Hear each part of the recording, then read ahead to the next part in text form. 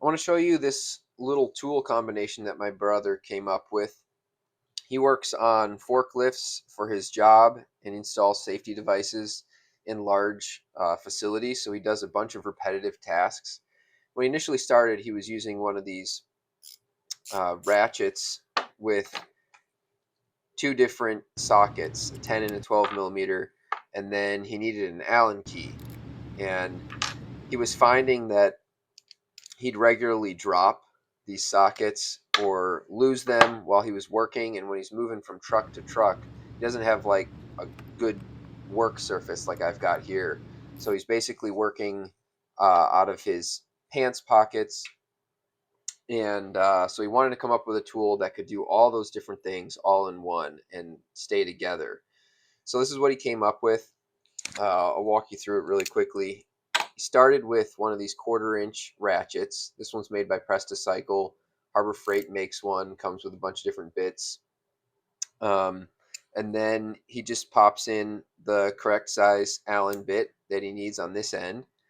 And then he has, I think his is probably KLEIN, but this is just a flip socket attachment. So there are two different socket sizes on here. He's got one that's 10 and 12 millimeter. And then you can slide it in like this, but he wanted that T-handle feature. So basically what you can do is just take a metal file and file off one of these edges like that. And then on your ratchet, there's a dot, a little red dot. You just line up that flat edge with that dot, and it allows you to pass it through. So now you've got a little T-handle.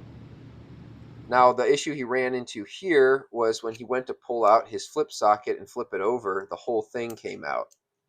So what he ended up doing was just creating this little 3D printed cap that slides onto the end here. And so now when he goes to pull off his flip socket, it stays in here. He can just flip it over and move on with his task. So anyway, there's all kinds of different combinations that you can do with this.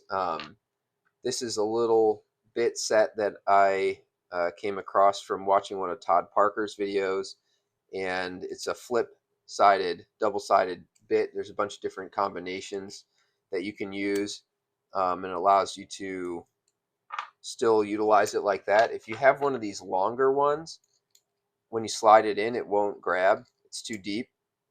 So you need these short ones to give you the different combinations. Well, that's it for this video. Hopefully you found that helpful. And if you've got little tool combos that you've come up with like this, I'd love to hear about them. You can drop them in the comments below, and I'll catch you in the next video. Thanks for watching.